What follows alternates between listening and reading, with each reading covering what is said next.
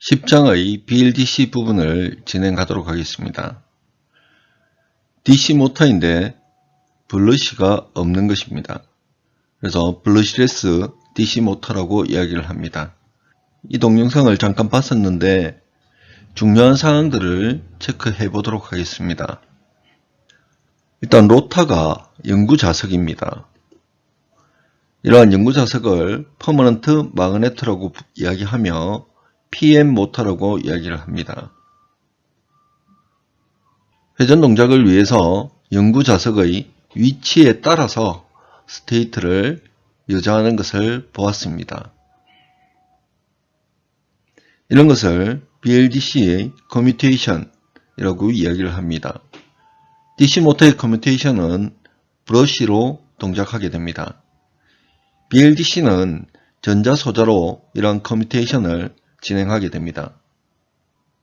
여자시키는 전압의 파형이 6스텝의 120도 도통형으로 스테이트를 여자하게 됩니다. 6스텝 부분을 배울 때 이러한 파형을 한번 본 적은 있을 겁니다.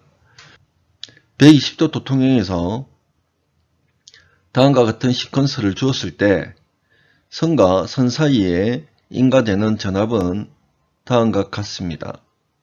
따라서 120도만 도통을 하고 나머지 오프 구간을 60도 가지고 120도 도통하고 오프 구간을 60도 가지는 이러한 형태로 스테이트를 여자하게 됩니다.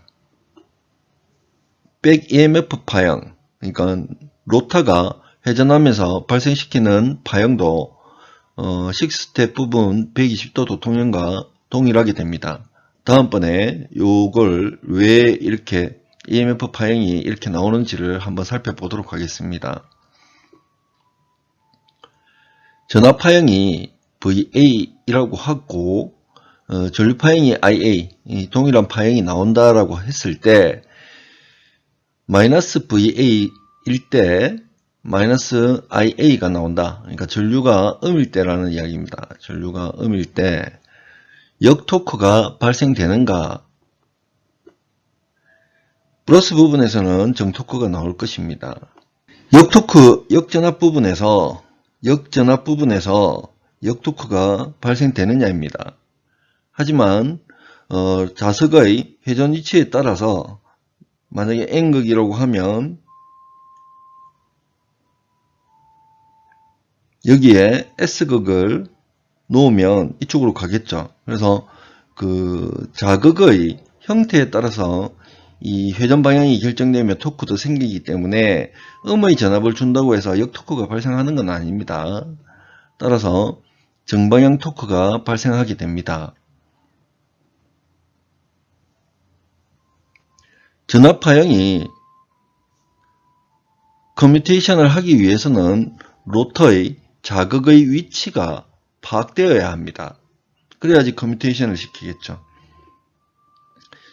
이러한 자극의 위치를 판별하기 위해서 홀 센서를 사용하게 됩니다. 홀 센서는 자석 밀도를 측정하는 센서입니다.